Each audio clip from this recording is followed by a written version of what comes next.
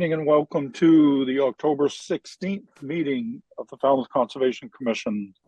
This meeting is being held virtually via Zoom video conference and is also being broadcast by FCTV on cable channel 9.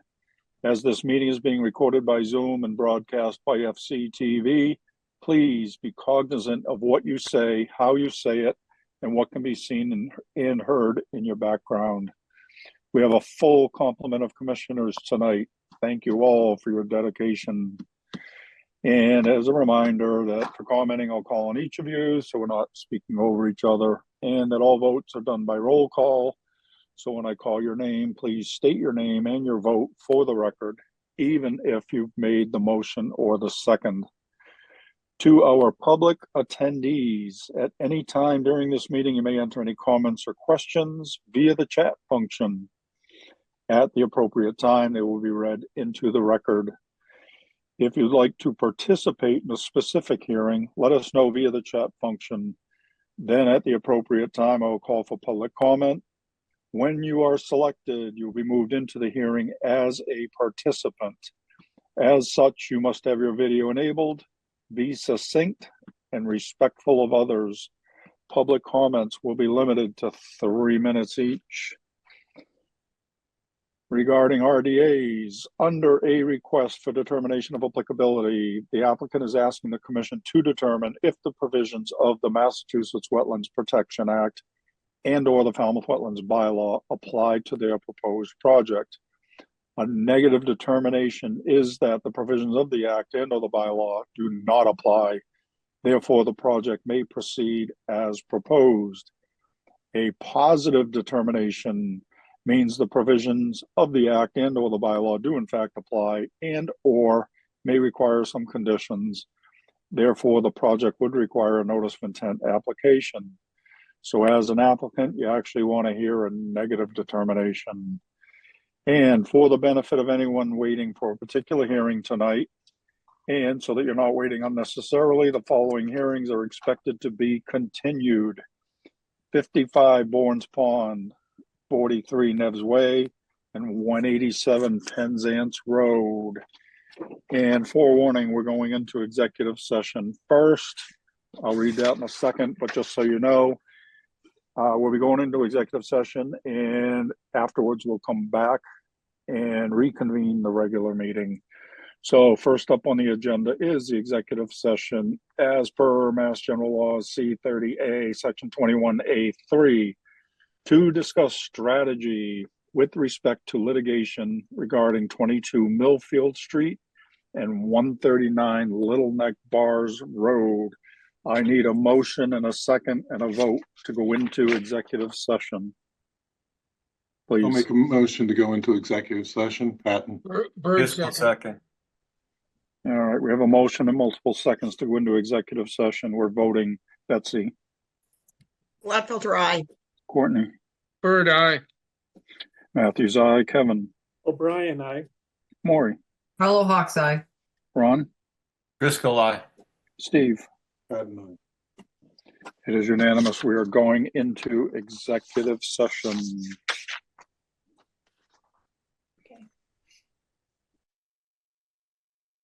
In regular session. Da, da, da. Executive session is always so much fun. Can't see Steve. He's hiding. All right. Plan. Next up on the agenda is to vote minutes. First up is September 25th, 2024. Anyone? I move to accept the minutes from September 25th as written. Driscoll second.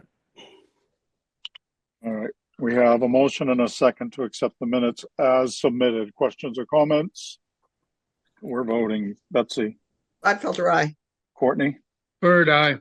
Matthews, aye. Kevin. Brian, aye. Maury. I abstain. I wasn't there. Okay. Ron. Driscoll, aye. And Steve, can you hear me? All right. Well, we still have 5, so we have a quorum. So we have accepted the minutes of 9:25. Next up are the minutes of October 2nd, 2024. I'll move to accept the minutes as written with any potential changes. Driscoll second. All right, we have a motion and a second to accept the minutes as submitted for October 2nd. Questions or comments? Looks like we lost Steve. Okay, we're voting to accept the minutes of 10-2. Betsy, Gladfelter, aye. Courtney, Bird, aye. Matthews, aye. Kevin, O'Brien, aye. Maury, Abstain. okay. Ron, Driscoll, aye. Steve? All right, we lost Steve. We still have a quorum, so we have accepted the minutes of October 2nd. Thank you. Thanks, Kristen. All right. Fine, Steve? He had no audio, Jamie. I could see it in participants, so I think he's logging in again.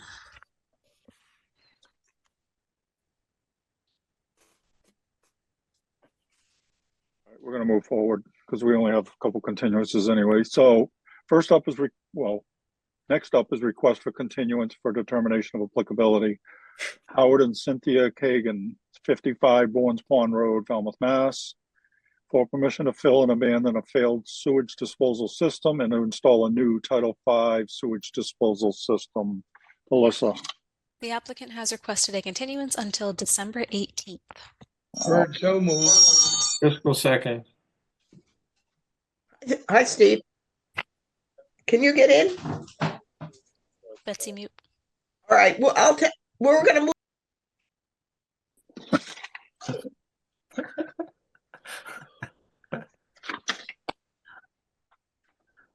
Always fun. I really do love this board.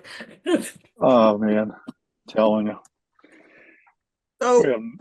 Steve just called me and he has to shut everything down and reboot.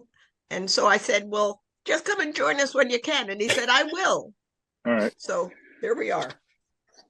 All right. So 55 Bournes Pond Road has requested a continuance till December 18th. We have a motion and a second to that effect. We're voting for the continuance. Betsy, Gladfelter, aye. Courtney, Bird, aye. Matthews, aye. Kevin, O'Brien, aye. Maury, Hollow Hawks Eye. Ron, Driscoll, aye. Steve. Steve's not here yet. Okay. So with a quorum of 6, we have issued a continuance to 12/18.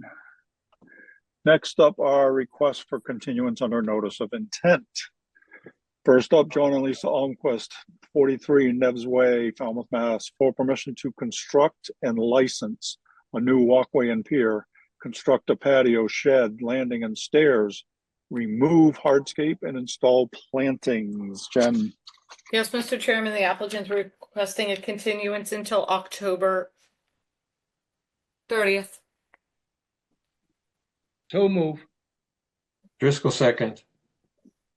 all right, we have a motion and a second to continue this hearing until October 30th. Questions or comments? We're voting. Betsy, Gladfelter, aye. Courtney, Bird, aye. Matthews, aye. Kevin, O'Brien, aye. Maury, Driscoll, aye. Hollow Hawks Eye. Didn't hear that. got it. All right. It's unanimous with this quorum. We have continued this until 10:30. Next up is request for continuance of notice of intent. Cindy Coates, trustee, 187 Penzance Road, Falmouth, Mass. For permission to install restoration and mitigation plantings in accordance with Mass DEP number 25-4608. Renovate an existing boathouse, including roof alterations. Relocate mitigation plantings, remove several dead and diseased trees, and maintain an existing path. Jen, Yes, Mr. Chairman, the applicant is requesting a continuance until October 30th. Bird, so move. Driscoll second. we have a motion and a second to continue this until 10:30. Questions or comments? We're voting on the continuance. Betsy, Gladfelter, aye. Courtney, Bird, aye. Matthews, aye. Kevin, O'Brien, aye. Maury, Hollow Hawks Eye. Ron, Driscoll, aye. Steve. Patton, aye. Thank you. It is unanimous. We have continued this hearing until October 30th. Next up are requests for determination of applicability. First up, Stephen Jones, 34 Irving Road, Falmouth, Mass, for permission to remove a deck and construct an enclosed porch with a roof. Alyssa, Staff recommends a -2 under the state and bylaw. Resource area boundaries are not confirmed, and this project solely takes place in an AE flood zone. Bird, so move. Driscoll second. all right, we have a motion and a second to accept staff's recommendation. Questions or comments? We're voting. Betsy, Gladfelter, aye. Courtney, Bird, aye. Matthews, aye. Kevin, O'Brien, aye. Maury, Carlo Hawks Eye. Ron, Driscoll eye. Steve. Patton, aye. It is unanimous. We have accepted staff's recommendation. Next up, Jonathan Beater, 333 Edgewater Drive East, Falmouth, Mass, for permission to construct a garage and a breezeway and to raise, RAZE, and rebuild a portion of the existing dwelling. Alyssa, Staff recommends a -2 under the state and bylaw. Resource area boundaries are not confirmed, and this project solely takes place in an AE flood zone. Bird, so move. Driscoll second. all right, we have a motion and a second to accept staff's recommendation. Questions or comments? We're voting. Betsy, Gladfelter, aye. Courtney, Bird, aye. Matthews, aye. Kevin, O'Brien, aye. Maury, Carlo Hawks Eye. Ron, Driscoll eye. Steve. Patton, aye. It is unanimous. We have accepted staff's recommendation. Next up, Brian and Fiona Kennedy, 9 Cotuit Road, Falmouth, Mass, for permission to construct a deck and additions on an existing dwelling. Alyssa, Staff recommends a -3 under the state and a -2 under the bylaw. Resource area boundaries are not confirmed. Bird, so move. Driscoll second. we have a motion and a second to accept staff's recommendation. Questions or comments? We're voting. Betsy, Gladfelter, aye.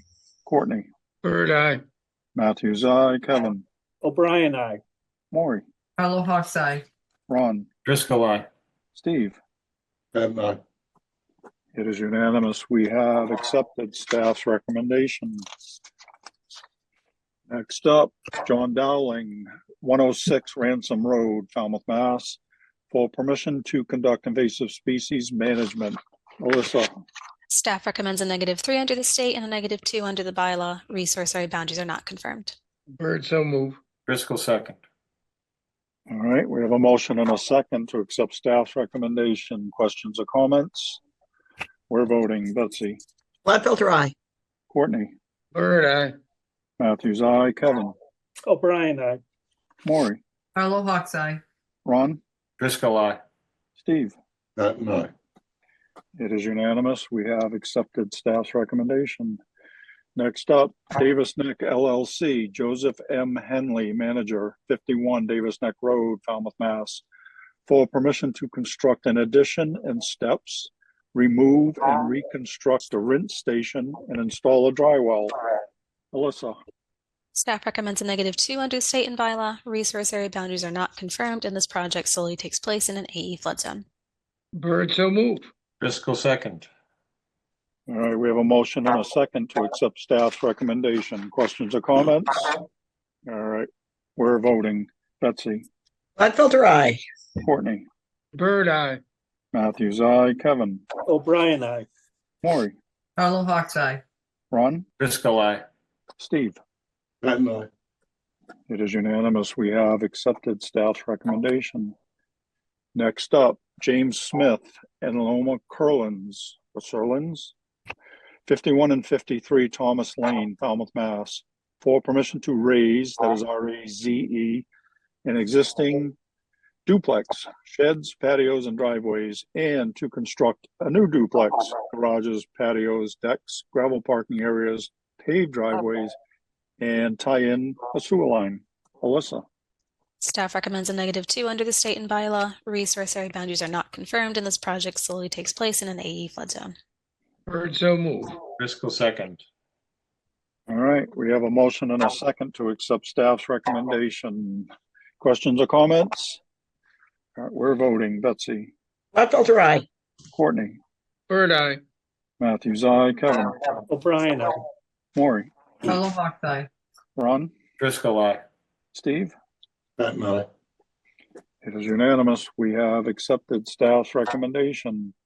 Next up, Victoria Birch, 11 Viewcrest Drive, Falmouth, Mass. For permission to construct an addition and a rent station, remove an existing deck, remove and relocate a bulkhead, and renovate an existing garage. Melissa, Staff recommends a -3 under the state and a -2 under the bylaw. Resource area boundaries are not confirmed. Bird, so move. Driscoll, second.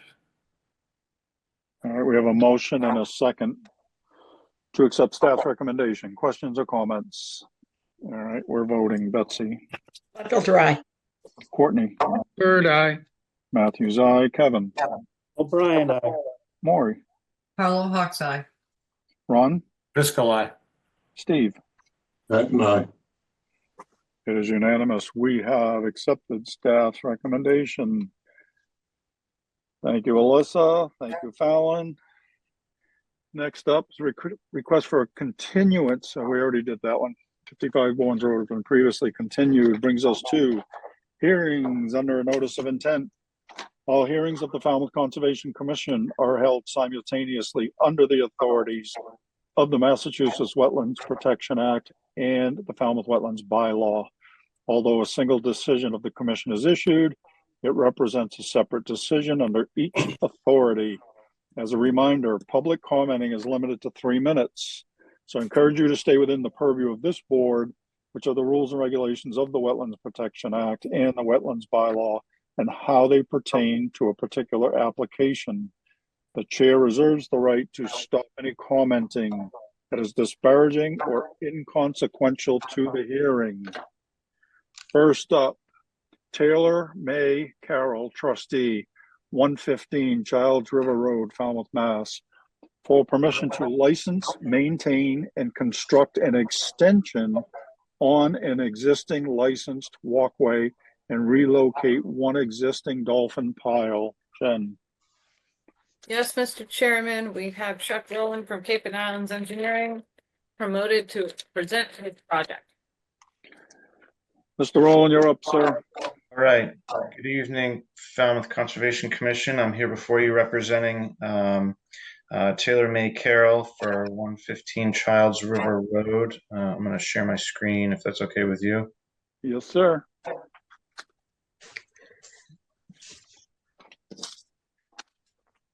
Can you guys just let me know when you see it? Okay, we will. All right. Here we go. So I have before you a pretty standard pier extension. Presently, the site's developed with a single-family dwelling with all associated appurtenances, including this existing fixed pier, and we're proposing a 25-foot pier extension. The pier extension is only a fixed pier. The pier meets the pier regulations in FWR 10.16.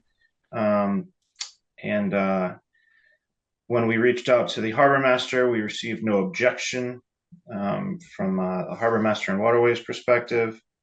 The pier is inside an abutter's deck and adjoining salt marsh next door. So as you can see right here, the salt marsh to the north, and a pier a few houses down, and if you draw a straight line, we're about 23 feet inside of that.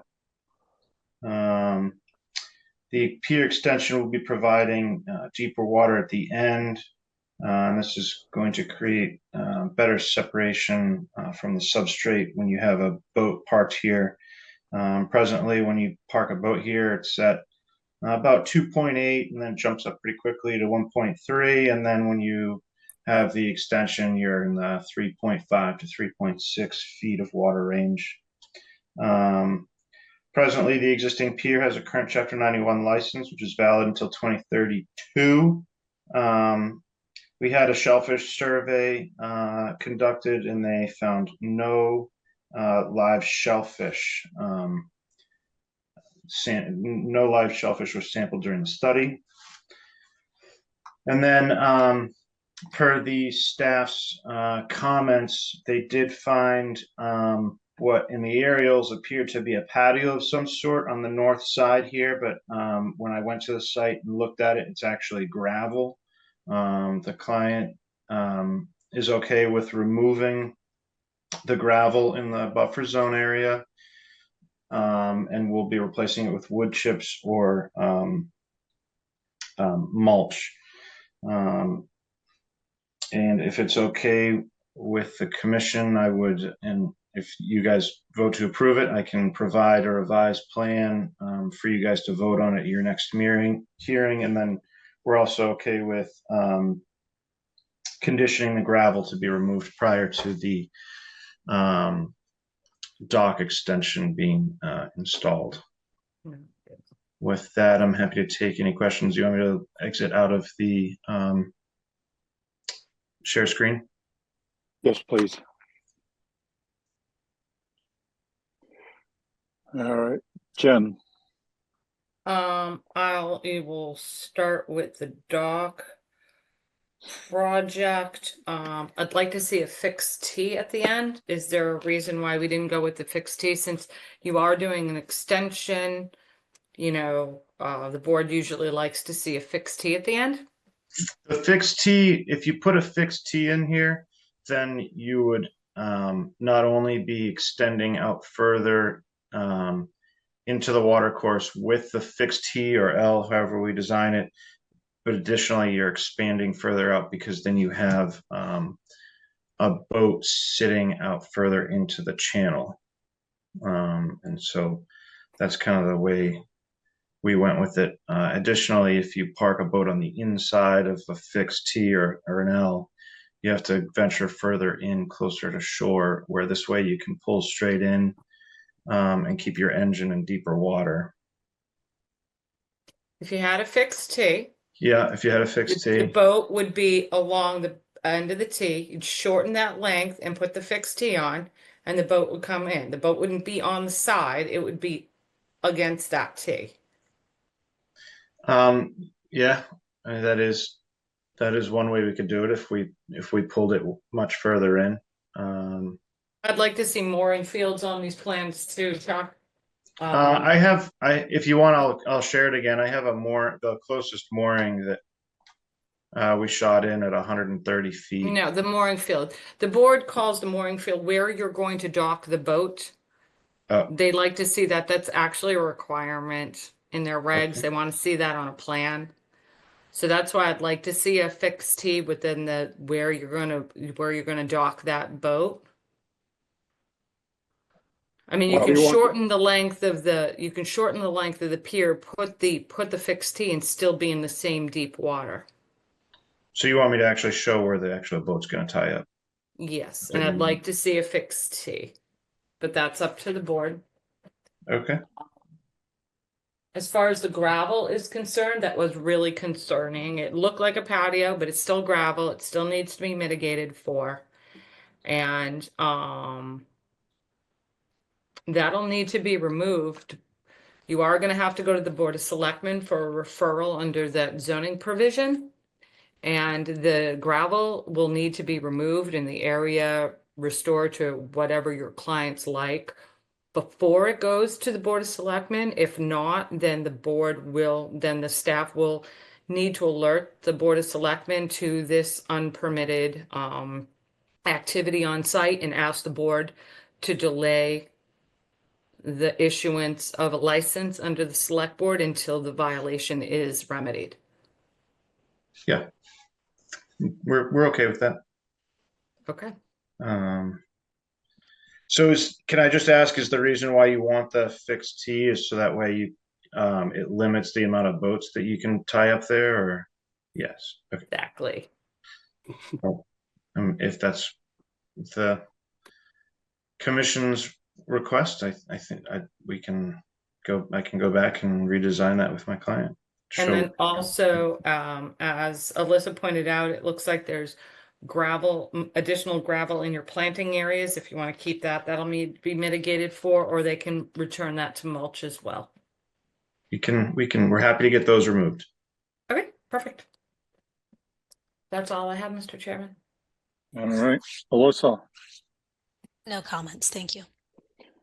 All right, commissioner comments or questions? Betsy?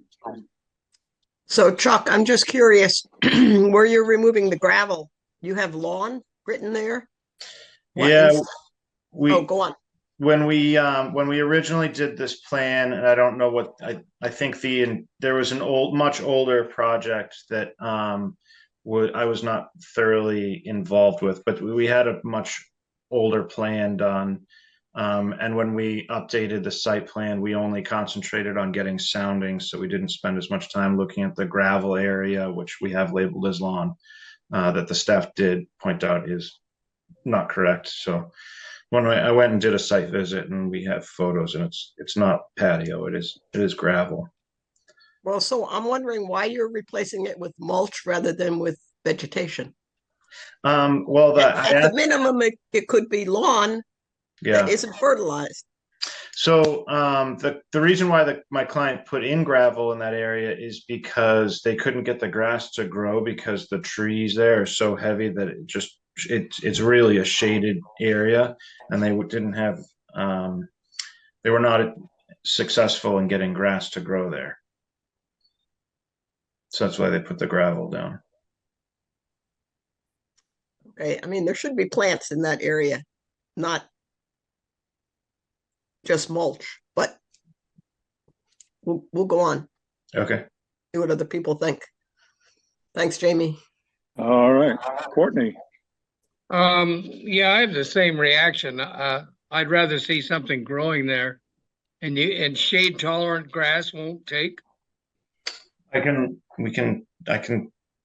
definitely point that out to the client. We can give that a try before we switch to something else. I mean, mulch is nice, but it's essentially bare ground. There's no vegetation. Right. You know, I mean, I think Betsy and I would rather see living things, Okay. plant varieties growing out of there. If you want to walk on it, it's generally grass, but mulch is sort of one step above stone. It's devoid of vegetation. I'll let my client know. Good call. No other questions. All right.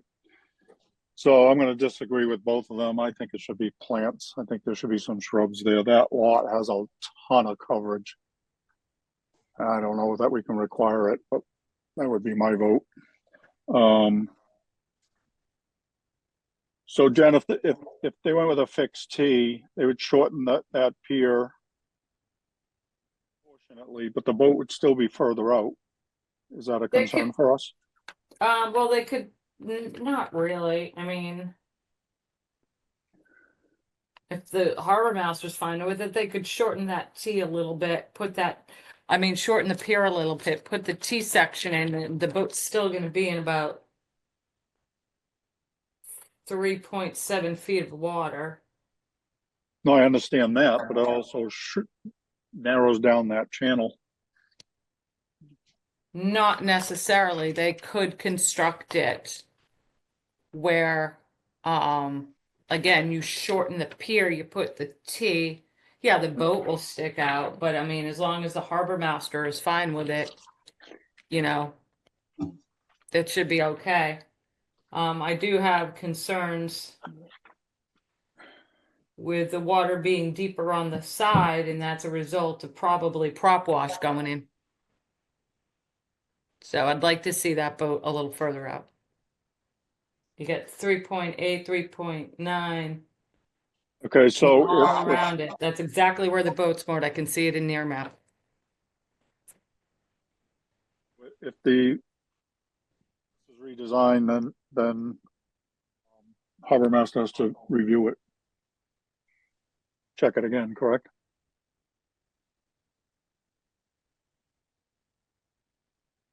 Okay. Kevin. No additional comments. Doesn't sound like it's finished. Yeah, Maury. I have to agree with the T. Otherwise, you're gonna get boats. There's no reason for them not to go further in the shallow water. So I agree with Jen's comments. Ron, I'm all set, thanks. okay. Steve, I just feel they're trying to get the boat farther out into the water. They're putting a 25-foot extension. Right now, it's coming in. One or more boats are coming into this shallower area. It's certainly an improvement. The Charles River is fairly busy, just whatever that direction would be, north of this location. So you want to keep the channel as wide as you can. But I'm willing to listen, but I'd rather have the boat on the side of in this situation. okay. We All were right. thinking that this is an improvement over existing conditions and didn't think that it would, we thought it would be both a benefit to us and a benefit to having more separation of groundwater and really a fairly modest extension. So we didn't think it would be that much more, where if we put a 25-foot T in there, I'd have to do the math, but then we're going to be extending it as well as putting a 25-foot T. You can have the Yeah. same, you can put the boat. I mean, you only would be extending the boat out the width of the boat, the length of the beam. You can shorten it and put the tape out. Whatever the board would like. I can see exactly how this boat goes in and how it's disrupting the water. I can see it in the near map where it's tied up, and I can see the water depth changes as it's going in. There wasn't a boat there. What was that, Steve? The dock wasn't there where the wash is that you're speaking of. Yes, because he's coming in with his props down and then tying up and bringing the props up. That's exactly where the prop wash is going. That's So why if it's you're- deeper right If you're there. 25 foot farther out, you bring your prop up earlier and never mind. No, Okay. I understand what you're saying.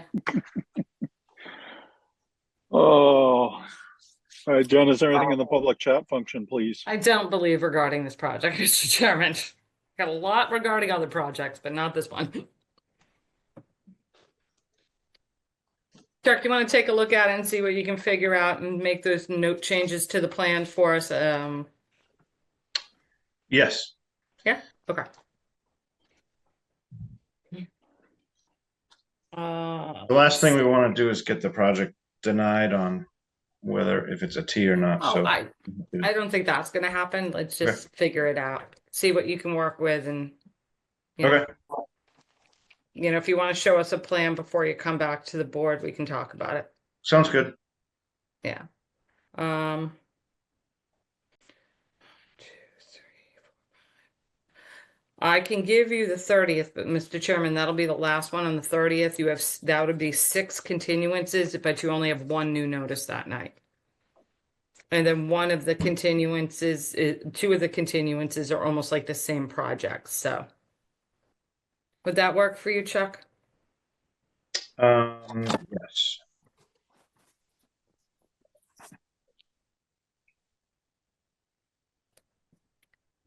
That day good? We're going Yes, for the sir. 30th? Okay. At the request of the applicant, I'll make a motion to continue this till, what month are we? October 30th. Bird second. Pardon me? All right. We Bird have a second. motion and a second to continue this until October 30. Last call, questions or comments? All right. Chuck, are you clear on what we're looking for? Fixed T and resolving the gravel. If you have any questions, put a call into Jen. She'll Yep. clarify. All right. We have a motion and a second. We're voting to continue this until 10:30. Betsy, Gladfelter, aye. Courtney, Bird eye. Matthews, aye. Kevin, O'Brien, I. Maury, Hollow Hawks Eye. Ron, Driscoll, aye. Steve. And It is unanimous. We have continued this until 10:30. Thanks, Chuck. Thank you.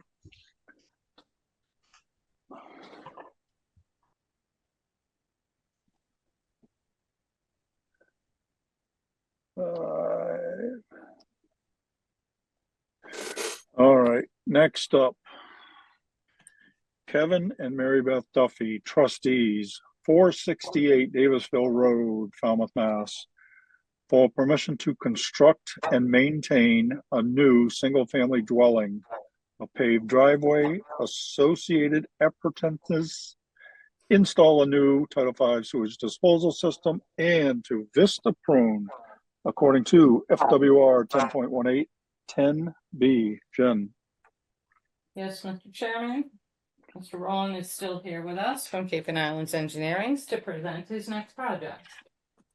Excellent. Chuck, you're up. Let me get on here. Good evening, everyone. Again, Chuck Rowland, Cape and Islands Engineering. I'm presenting my project for Kevin and Mary Beth Duffy at 468 Davisville Road. I believe all of you received the revised plan that we removed the vista pruning corridor off per staff's recommendation. We have presently we have a vacant site, and we're proposing development in the flood zone only with a house, deck, attached garage, Title V septic system, and all associated appurtenances. So as I said before, all the structures are in flood zone only. We'll be providing drainage, stormwater drainage, so that way we don't have any runoff into the wetland resources.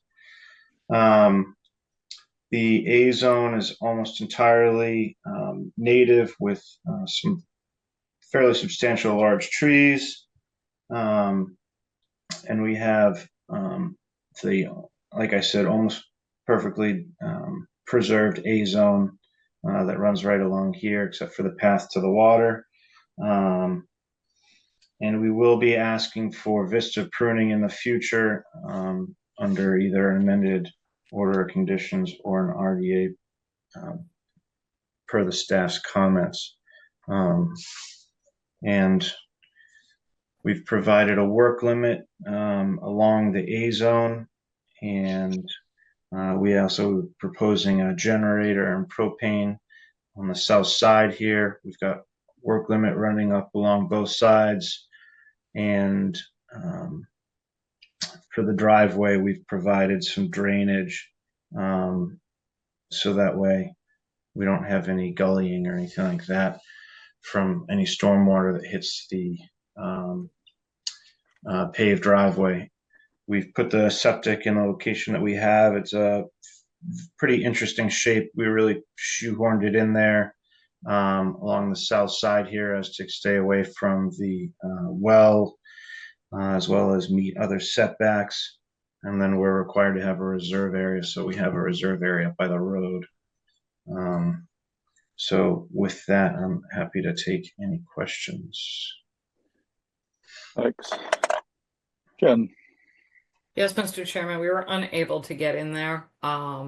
So we would suggest doing a site visit prior to the start of work once they clear and install that limit of work so that we can review it. It was like no place to park. It was pretty thick. So, just one quick thing, Chuck, why are we doing this under a notice? My understanding is it was requested that way, but Okay. That's fine. That's all I have, Mr. Chairman. All right. We can review the vista prune once the structure is up. That makes sense. Alyssa. No comments, thank you. All right. Commissioner comments or questions? Courtney. No comments. Kevin.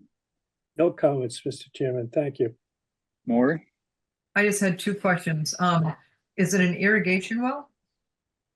no, the property to the north, one of the structures has a domestic well for one of the buildings. Right, because I see a water line along the property line and it's going into the house. It says W.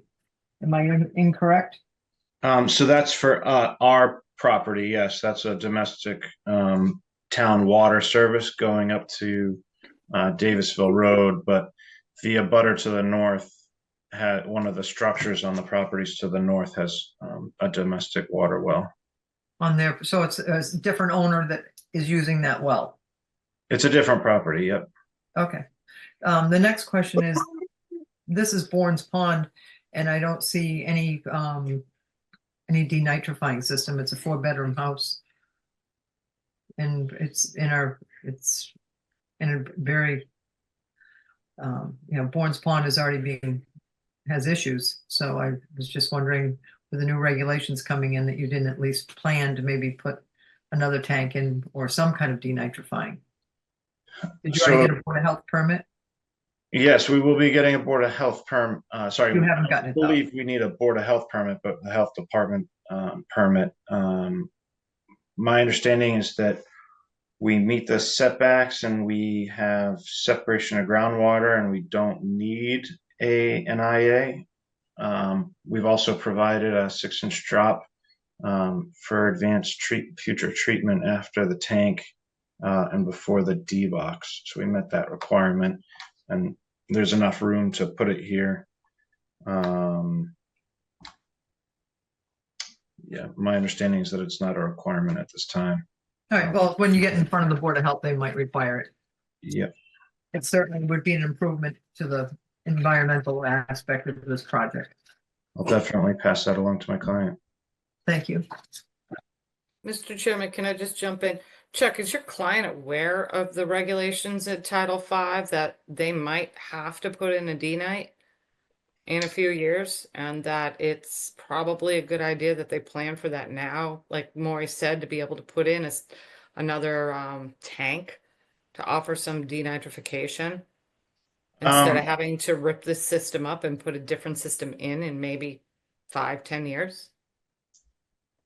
If he was not aware, he is aware now because I think he's watching. But Okay. I will definitely be talking to him tomorrow about putting it in.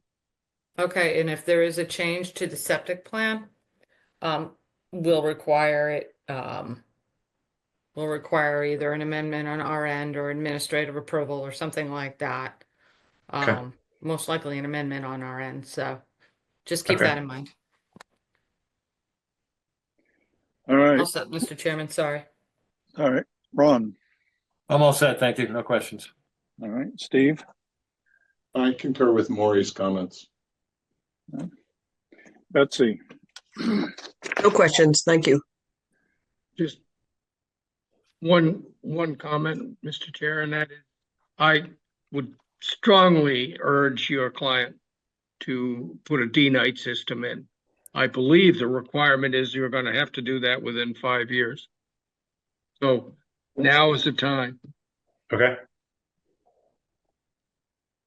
Chuck, in case you haven't noticed, we kind of beat a dead horse around here, so just so you know. And we feel strongly about D-night systems. All right, Jen, is Okay. there anything in the public chat? Nothing regarding this project, Mr. Chairman. All right. All right, what are you thinking? I make a motion to close the hearing and take it under advisement. For a Just second. a second. All right, we have a motion and a second to close the hearing. Last call, questions or comments? All right, we're voting to close the hearing. Betsy, Gladfelter, aye. Courtney, Bird eye. Matthews, aye. Kevin, O'Brien, aye. Maury, Carlo Hawks, aye. Ron, Driscoll, aye. Steve. Matt and I. It is unanimous. We have closed this hearing. Thank you. Chuck.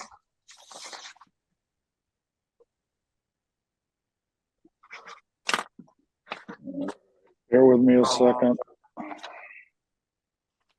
Chuck, you all set tonight? I think so. Thank you. Have a good night. You too, Thank Chuck. you. Thank Night. you. All right. Next up are continued requests for hearing under a notice of intent. First, well, the last one's been continued, the next one's been continued. It brings us to Sarah Chirano Flores, Nutter, McLennan, and Fish, LLP, 24 Willis Lane, Falmouth, Mass, for permission to reconstruct an existing licensed dock and to remove a timber wave break. Jen. Yes, Mr. Chairman, I promoted Sean Riley from Time Bond and Sarah Toronto Flores from, I always forget the first one, Attorney Toronto Flores, so I apologize. It's Nutter and Fish, and I am sure there's somebody else I should be promoting right now, so I Sean, will help you who? out. Ryan Kavanaugh. Got it. Okay, Alyssa, if you can confirm for me, I think the quorum, excuse me, the quorum excludes Ron.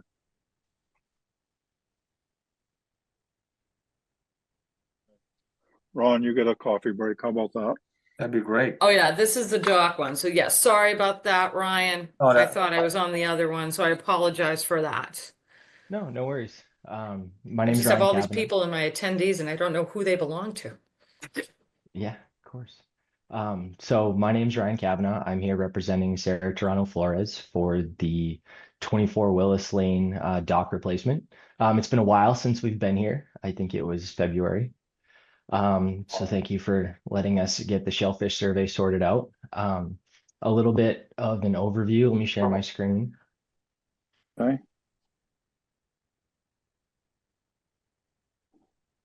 Let's see.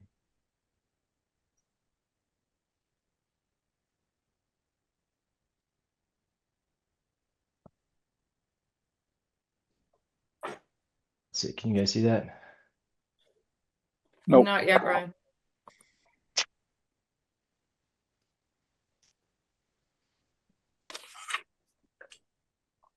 How about now? Yes, thank you. All right, perfect. So a little bit of a refresher, there's currently a fixed timber pier on the top here that ends in a terminal T. We're proposing to replace the entire fixed pier with a fixed walkway leading to a seasonal float. There's been some revisions since we last came in front of you guys due to the shellfish survey. They started the survey. I apologize for not submitting it with the revised materials. That was an oversight on my end. But they found that we crossed the threshold of 1 cohog per 9 square feet. So for the sake of argument, we're going to say the entire site crosses that threshold. The revisions that we made since the last time is we've removed the wave break from this scope of this NOI. That's going to be moved to the amended NOI with Sean Riley. We've adjusted the size of the terminal floating dock to be 5 by 20 instead of 4 by 25, which it was last time. We've dropped those extended mooring piles that were down to the south here to really trim up the mooring area. We added a 1 pile bent to extend the fixed walkway to help us reach deeper water. And so that brings us 18 feet beyond the edge of the existing pier. Zoom in. And 75 feet from the landward edge of the salt marsh. Let's see. And I know that there was a comment earlier about showing the float storage, or not the float storage, the mooring areas. So I drew these in for representative purposes while we get an exhibit, something more formal shown. The boat, when I showed it on the plans, made it look a little busy. So these are the proposed mooring areas. There is a center console, which will go on the outshore side. And then as of this summer, there's a smaller hard bottom inflatable boat that will be planned to put on the inside of the T. And I believe the only other thing that we need to discuss is the float storage location has been moved to the eastern side of the driveway on the lawn area, so it won't be in any of the mitigation plantings or any of the other things. So now that we've talked about kind of what we're doing, we believe that this is better than replacing the existing fixed pier in kind because we're taking a large portion of it and making it seasonal. instead of permanent. We're extending everything out further into the waterway to really make sure we have that 3.5, 4 feet between the bottom of the floating dock and the mud line. We're changing all the decking on the timber pier to be through flow. And we're also moving everything a little bit south or down on this plan west in the general area to be more compliant with the property line setbacks. Overall, we are going to be reducing the total square footage of all the structures by 13 feet with the same amount of piles and the same amount of walkway, including the gangway. But overall, when you remove the seasonal aspects of it, the gangway and the 2 floats, you're going to be reducing the impact area by 185 square feet. So that is all I have for the commission this evening. Thank you. Jen?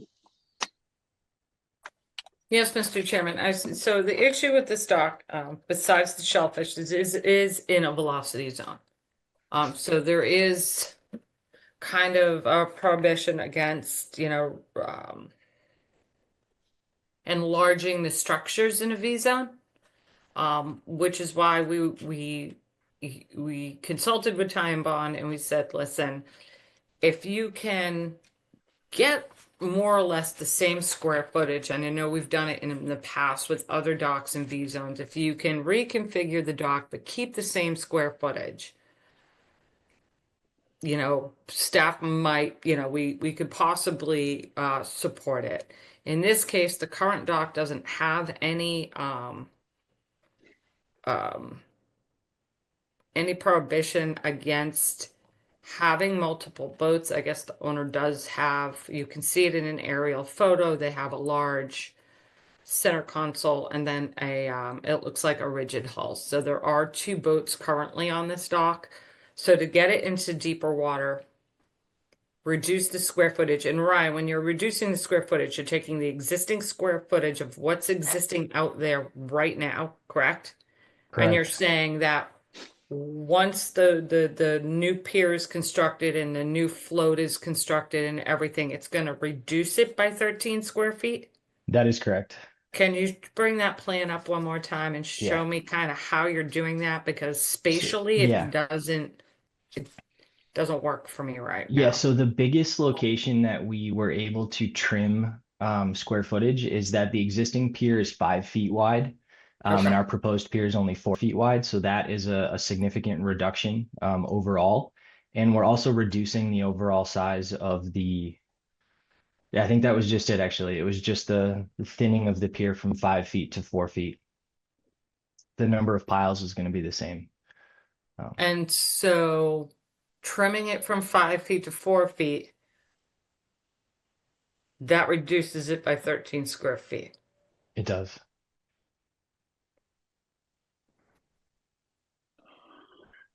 Like I said, spatially, I'm looking at it, I'm having a hard time with it, but yeah. Okay. I can This is zoom a in. difficult one, Mr. Chairman, because it is in the V zone and it is, I mean, it does trip that density, but there is a structure out there. If we are elevating the pier up to Yeah. 6 feet above, I think it's mean low water. Yeah. And I think that we have in the past, and the one I'm thinking of is over on Bay Road, where we allowed the applicant to reconfigure the dock as long as we didn't increase the square footage. Makes sense. Yes. Yep. This is a natural, I mean, they exceed the shellfish, they stopped doing the shellfish survey because they exceed it. I did reach out to the shellfish constable. He has never seeded this area, so it is a natural set. So to get this center console into deeper water would protect that natural seed set. I think that's all I have, Mr. Chairman. Okay. I mean, Alyssa and I did discuss it, Or and I not. do believe we've done it before, where we again have reconfigured it, allowed almost the same square footage, but in a different configuration in a V zone. Okay. Okay, that's all, Mr. Chairman. I think Ryan, you can stop sharing. Alyssa. No comments at this time. Thank you. All right. Commissioner comments and questions. Maury.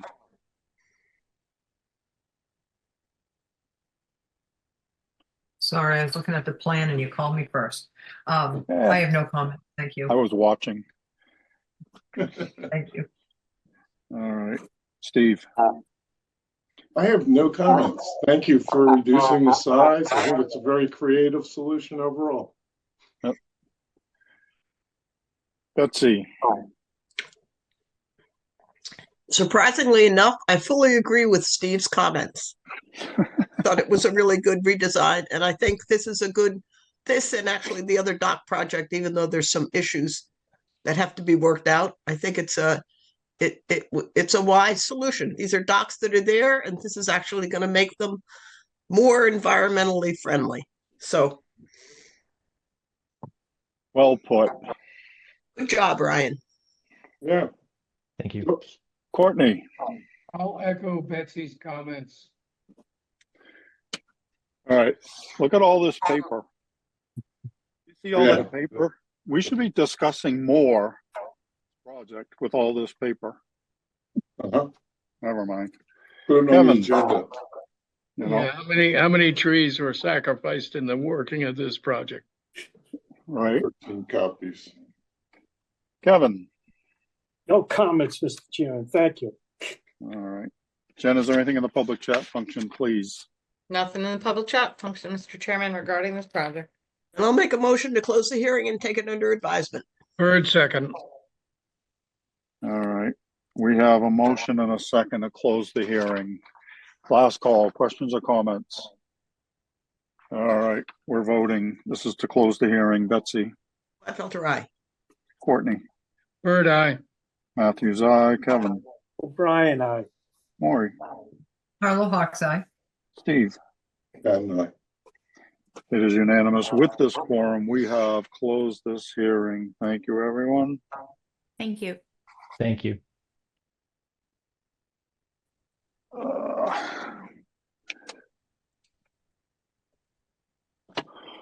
All right.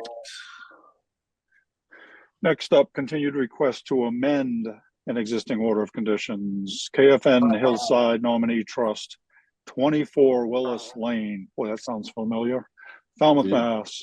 Request to amend the order of conditions for Mass DEP number 25-4633 to reduce the size of the previously approved patio, relocate the drainage structure and the shed, replace the wooden boardwalk to the beach, and relocate mitigation plantings. Jen.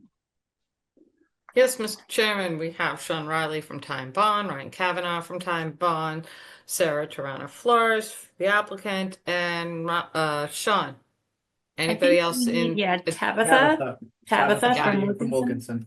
Yep, that's who I thought I was promoting up, but I wasn't sure. Anybody else? Nope, perfect.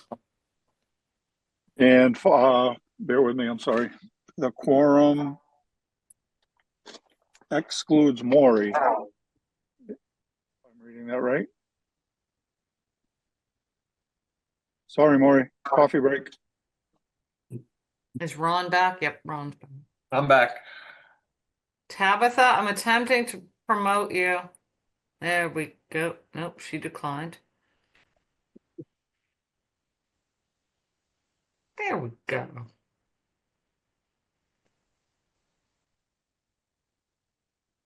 You have Tabitha? Okay. I think I'm here. There she is. Very good.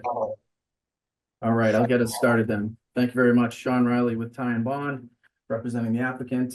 I'll just run through quickly the items that we discussed at the last meeting, and then the staff comments. If I could just share my screen with you all. Yes, sir. We'll walk right through it. Can you all see my screen?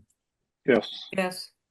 So one of the hot topics with the neighborhood was the gate and fence within the right of way, and then there were some questions about locking the gate, how it would be locked. To simplify things, we have removed that entirely from the right of way and from the plan. So you'll see on the plan that gate and fence has been completely removed from the project within the right of way. We'll continue to coordinate with the neighbors, and should anything be done in the future, we'll obviously come back before you with anything proposed within the right of way. One of the other items was the providing a detail for the synthetic turf, and a cross section was provided to you. Basically the turf is set on a crushed stone base with a sand leveling course, so completely pervious, and it sits again at the outer edge of the A zone to the dune. So that was the cross-section and specification of the synthetic turf. Next, we had the addition of the wave break, which we discussed at the previous hearing. It would make more sense to move it into and on this project as part of the amendment, where we'd be accessing across the area where we would essentially egress with mats to bring the equipment in to remove that wave break.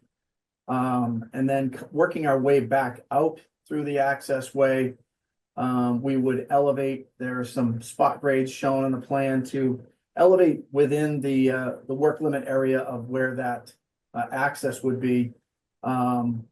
Any of the disturbed areas would be replenished with sand or renourished with sand and brought up several feet in elevation to try to give it a little height within that area. And then the reconstructed area would be replanted with American beach grass along the boardwalk. In speaking with the applicant and with the contractor, the idea behind the boardwalk would be seasonal. We've made in sections that are small enough to be easily stacked up and stored within the unfinished basement while it's in the off season, to protect it and the surrounding area from any damage that could happen to it. It's an investment to put this in, and they want to make sure that it stays in one piece. So should there be any, and as we know, there's always an eye on the weather, any storms coming in, they'd be easily stacked up and stored within the basement area of the unfinished basement. So I think that takes care of any concerns about the, I would think, the waterborne debris. They're looking to protect their investment, and also for providing a little bit more elevation in that dune, and then working our way out from the removal of that wave break by infilling the area with American beach grass on the way out. One of the other comments was we were providing mitigation calculations for the area that was immediately adjacent to the house. We were told that the commission would prefer not to have that in that area and to relocate the mitigation. We have kept all the plantings in that area, but we have added plantings that represent that square footage in other areas, which I will turn over to Tabitha to just walk you through where those areas were added. I can stop sharing and jump over and let Tabitha share her screen. Good evening, everyone. I'm going to share my screen very briefly. Is that visible? Just about. Great. So I just created a really simplified diagram to show where there was previously permitted mitigation and where there is new proposed mitigation. And so the dark green hatch area represents areas that have been previously approved for mitigation, and the purple hatched area represents new mitigation per this proposal. And when you add those two, all of those areas together, we get the proposed 7,986 square feet of mitigation, which is approximately 144 square feet over the required mitigation amount. And really that's it. We have everything planted with similar species at mitigation densities, and that is really all I have to present. The only other thing I wanted to add for staff comments, this is super minor. We do have a revision date on our plan. We just kind of ran out of room on our title block. So revision date is in the lower right-hand corner of the plan. And I can either leave this up if people have questions, or I will stop sharing and we can continue the discussion. You can stop sharing for now, please. Okay, so I'll just take it over for staff comments. The Wilkins plan does have a revised date on it. And the timber wave break has been proposed and added. The gate has been removed from the plan. We've provided the details for the synthetic turf. And the mitigation has been reconfigured. So one of the questions was the proposed mitigation table shows that there is less impervious surface now. The site, considering that most of the structures are already constructed, what square foot has been reduced was hard to identify. If I could just share my screen again.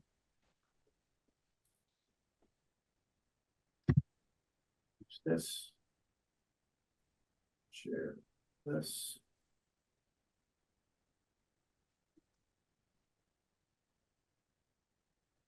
So the areas that have been removed, I've highlighted in green, and the areas that have added areas, which we've included the synthetic turf within our added areas, are these areas highlighted. One of the items of note that may have been confusing is that when the original calculations were done, and I had the engineer go back and provide me with a brand new calculation computation sheet with everything highlighted to correlate with the numbers to show me where those areas were on a plan, so I could confirm that those numbers were in fact correct. Was that the existing building had roof overhangs, small roof overhangs like the ones that are there now, and we calculated those roof overhangs as coverage within the proposed calculations. So those numbers actually came out. So it's not that we reduced the coverage so much as didn't increase our coverage. And just showing this picture, these are the roof overhangs that were added in. So it's only 100 or 200 square feet, but it's enough that it showed a difference in the coverage calculations. And you can see these are the areas that that we've calculated as coverage, is where the footprint is of all those structures. So really, those are the areas that have changed in coverage, and that's where they are. The next question was the boardwalk, recommendation of the boardwalk being elevated to avoid a funnel effect in the dune. I would suggest that rather than elevating it, we remove it seasonally, and also if there are any storm events, any hurricanes coming up the coast, or any large surges coming up the coast, they could easily remove these and put them safely in the basement, which is unfinished with access right around the back of the house. So I would suggest that rather than keeping it in place and elevating it. We talked about the revision date.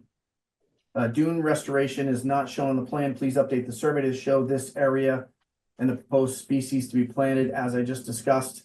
We're going to work our way out through the dune, restore it with some nourishment, elevating it a couple of feet in the middle where we can to the edges, and then back. Wilkinson will come in and infill with beach grass along the edges of the removable boardwalk. And I think that's what we have to present for you. So I'll open it up to any other questions you may have. All right, Jen. Yes, Mr. Chairman. The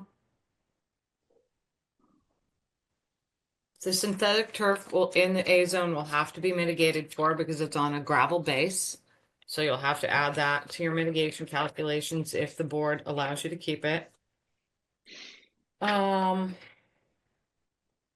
If you could provide that colored graphic to us, Sean, that would be helpful so we can check the numbers ourselves. Absolutely. To be quite honest, the issue I have with the boardwalk is it's linear in nature and cutting through the dune. You know, you can remove the boardwalk all you want. You're still creating that tunnel effect through the dune. So that's where my concern is with that, is these kind of straight shots through a dune. So if there's any way, and I've asked this multiple times, to kind of do something where you're breaking it up, so you don't have this straight shot through the dune. That's my concern. I'm concerned with wind blown debris as well, but I'm more concerned with giving that storm surge a way to get into that dune and adversely affect it. Because last time we were here, I didn't know whether you meant you, and I do recall you saying that, whether you meant it should go up and down or you meant zigzag. I And wanted it reconfigured so we don't have that tunnel kind of effect. So it's like zigzag now, you would prefer it to be zigzag? I mean, that's going to be up to the board. That would be my concern. That's when we work with a lot of coastal companies. That's what they point out. I've been to multiple things with CZM, and they're always like these tunnel effects through the dunes are a concern. So that's where I'm coming from with that. I'll add, I think that the idea of building up the berm was intended to break that up, but I'd let Sean. Okay. I'm Well, not then the berm, how much nourishment are we bringing in? I think we need more information. Then that may alleviate my concerns, but we don't have that information. If I could just So share, if that could be provided, that would be helpful. yeah, if I could just Oh. share my screen just to give a perspective, and maybe we could just modify any of the angle or direction. Are you able to see the Google Yep. Earth image? So Mhm. so we're talking about, we've got the existing here. We were looking to do it more at an angle off shoreline in this direction. But if we needed to throw a jog in it, similar to what we have, but less severe angle than what is there, it seems like a circuitous route to get through and more disruptive to the dune. If we were to do some sort of an angle down, maybe midpoint of what's there to break up that tunnel effect that we're discussing, we could do that. But if you're saying it's more, it's not as, I mean, what you have there now already exists. So what you're doing is you're cutting a new channel, a new pathway into that dune, as opposed to using the existing pathway. Yes, it may be a little bit longer by, I don't know, a couple of linear feet to get out to the beach. But one, it's already existing disturbance in that dune area. And two, you're not going to have that straight funnel effect. And now you're cutting a new path into that dune, which is where I'm concerned with. Yeah. Or, I mean, I think they use that area for the beach nourishment, but still, you understand what I'm saying? Yeah, and we were taking advantage of the area being Yeah, it had been cleared. Yeah, I disturbed get and it now. cleared Yeah. and coming back in and restoring it back. And we could zigzag it within that 12-foot path as well, to keep it from just being a straight shot through the dune, if that would work. Because all the sections would be, all the pieces would be in sections. Mm-hmm. So, and if the area is already cleared, you're not really impacting the dune at all. So. Right. Yeah. So that's where I was going with that multiple times. And then if we can see how that dune area is going to be restored, that would be helpful.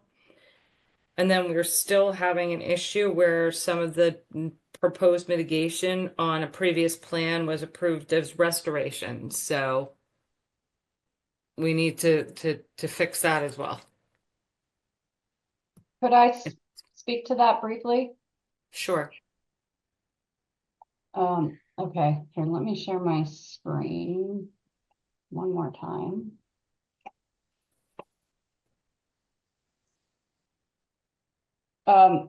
Would you be able to clarify just where that area is?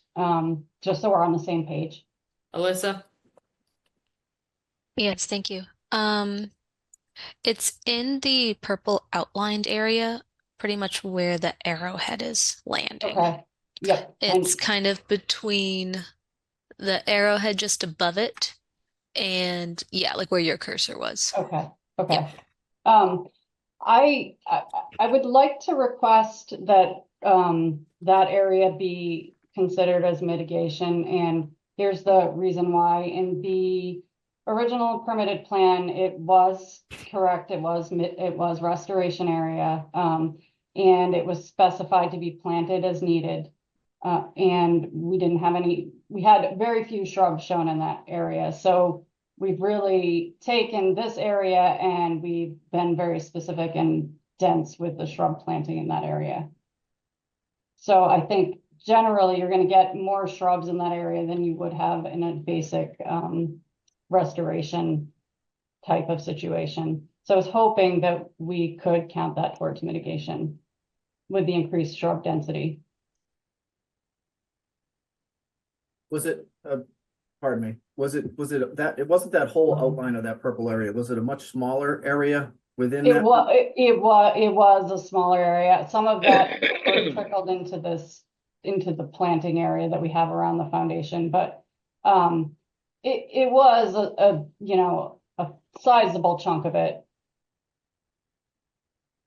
Jen, I think, correct me if I'm wrong, it's more of a square footage matter than a density. Yeah, So I it mean, is. realistically, we Right. could count that as the mitigation, but then we would need that square footage of restoration and Somewhere else. lesser dense Right, planting right. somewhere else. Yeah. So And we it would did- be helpful if, you know, you don't try to, and I'm not saying hide the numbers, but do these little switches and switch your plans around like that. That's not helpful. So No. it's a square footage matter. You still Right. need to have the square footage out there, and now you're using it as restoration and mitigation, and we have an issue with that. So Right. the square footage needs to be there, as well as new additional square footage if the board's going to allow you to keep the AstroTurf. Okay, well, we will look at that. And please, when you're redoing the plans, don't switch around the mitigation and then call it mitigation, restoration, mitigation. We will find that.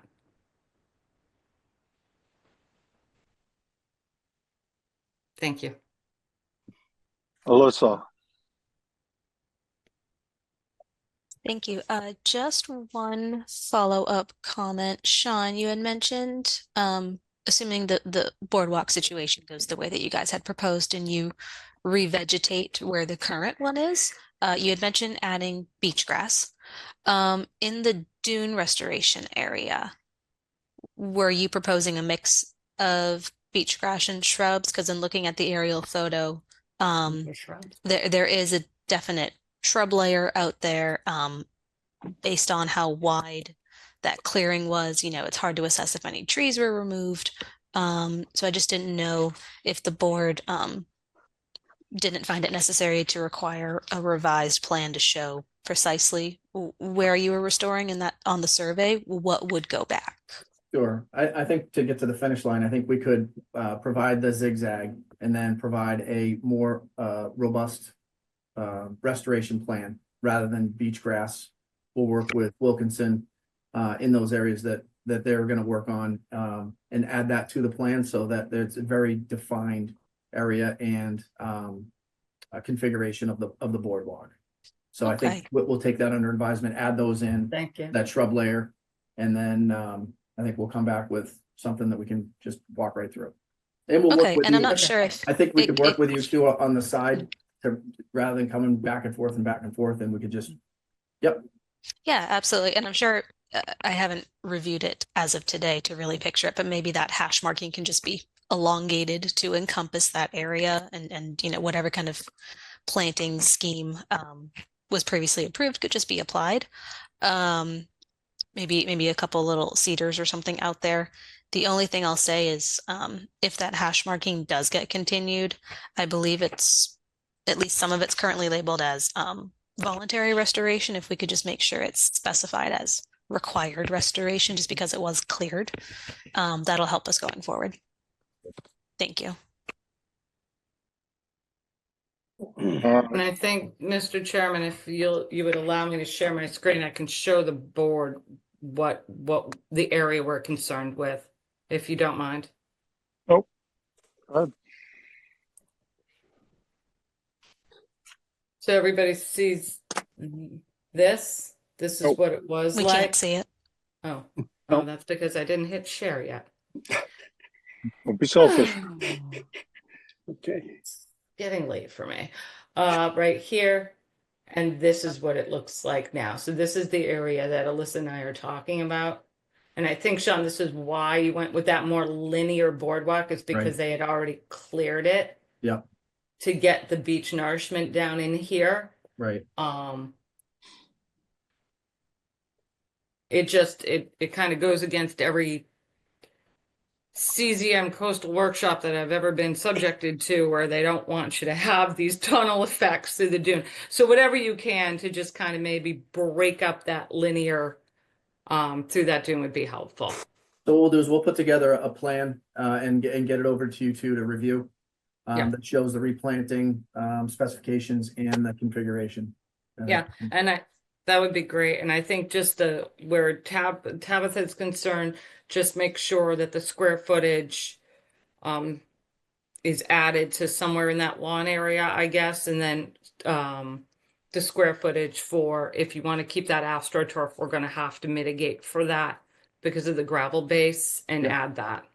So that and I'll share my colored area calculation. That is included within our current mitigation Okay. area. Okay, if we can and just I- confirm that, that would be great. Yeah, and I think we can take the area that was previously restoration and add that square footage to the lawn area that's within the A to the dune along that side. So I think we can. Okay. Yeah. I mean, there's been just a lot of plan revisions, and I know things get lost and moved around. I get it. It's just we're really looking at these plans, so. I think we're almost there. Alyssa, did you hand up? Yeah, I just wanted to make note for the board. This was sort of a unique case why the beach nourishment had to come through the property. I think going forward with communication with the town, the dredge spoils will be placed directly on the beach going forward. So this isn't going to be an area that's consistently removed and restored and removed and restored. So we can put a robust planting plan back in place and let it grow. Thank you. Okay. All right, commissioner comments. Ron, we're going to start with you. Yeah, I hate to beat the boardwalk to death, but I'm just wondering what's it made out of and how much does each section weigh if you're going to be moving this back and forth at a moment's notice? What's it made of? Yeah.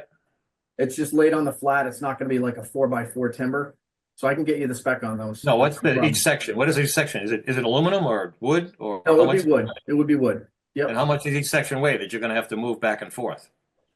They'd be 2x4s on the flat, so they're not going to be that robust. So they're not going to be like a wood deck that you'd have in the back of your house. So one gardener's going to go out there and move it in front of a storm, or you're going to have two guys. It would All be right. two guys grabbing each panel and then moving it out. They've got plenty of on staff people that Okay. yeah. All right, thank you. That's all. Yeah.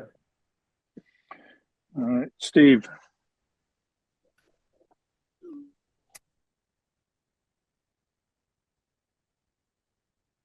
Steve, we can't hear you. You're on mute. Darn it. Excuse me for that. I was here for the gate, and we resolved that so early in this discussion. I just enjoyed the rest of the presentation. Still the most amazing property in East Falmouth, so I hope we can work this out. Betsy.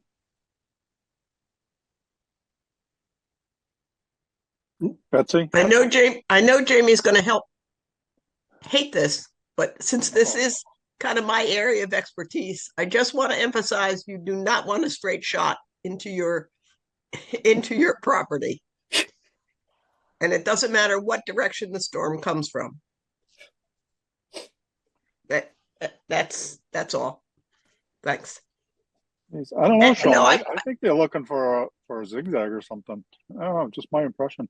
No, and the other comment is, and this comes from what Alyssa said, it's clear in your aerials that there's a zonation from the beach landward. And so, I'd expect that you would follow the restoration of that area, taking into account what the zonation is. Understood. All right, you good? I'm good. This is Sean must have had fun with all those different colors. Oh man. All right, Courtney. So, I've been going to the Patriots for since 1996 as a season ticket holder, and I've watched 22 behemoths beat themselves up every Sunday on AstroTurf. So, other than bringing in an NFL expansion team into Falmouth, why on earth are you got AstroTurf in that corner? Why not have something organic that we can live with? Lots of children and lots of messes, and that's their area. So it's rather than damaging their nice terrace with spilled soda and pizza, it's a pervious area that's easily cleaned up and hides a lot of kid play. So there's a outdoor projection screen that they roll up and take into the house, like a bed sheet, and that's the area where the kids will congregate. So that's why. Yeah, it just seems sort of incongruous here. We're that you're putting something like artificial turf in an area that, in an area where it's sensitive. So I might add that it's behind a terrace, and it is almost it's over 95 feet from the resource area, and there's a patio in between, just to put it into context. And I guess bottom line, if you're mitigating for it because it's impervious, I guess I have no objection other than aesthetics. All right, you good? I am. Thank you. Kevin. No questions, Mr. Chairman. All right, Jen, is there anything in the public chat function, please? Don't believe regarding this project, Mr. Chairman. And I'll double check. Nope, All right, nothing regarding this project. Thank you. We're going to be looking for a continuance. Is that accurate to say? Yes. Okay. What do you have for dates available? Would November 6th work? Yes, it would. Okay. At the request of the applicant, I make a motion to continue this till November 6th. Bird second. All right, we have a motion and a second to continue this until November 6th. Last call, questions or comments? All right, we're voting on the continuance. Betsy? Gladfelter, aye. Courtney? Bird, aye. Matthews, aye. Kevin? O'Brien, aye. Ron? Driscoll, aye. Steve? Pat, not. It is unanimous. We have continued this until November 6th. Thank you, everyone. Thank Thank you for your time. Thanks very much. Thank you.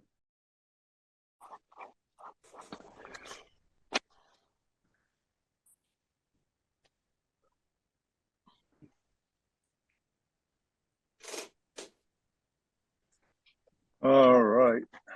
Next up, hearings under an enforcement order. Joseph and Lucia Giangrasso, 55 Little Island Road, Falmouth, Mass. Unpermitted installation of patios and removal of mitigation plantings. And I see Maury's back. Jen, Yes, I have promoted David, a Joseph, and a Gabriel Hazard Giangrasso. I do believe they want to speak on this matter, assuming they are family, given the last name. So, yes, don't know if the board remembers this one, but this is a pool that was permitted by Falmouth Engineering, and the pool was entirely in the grass area of the property in back. During the hearing, staff had questioned the reality of having an entirely grass area around the pool.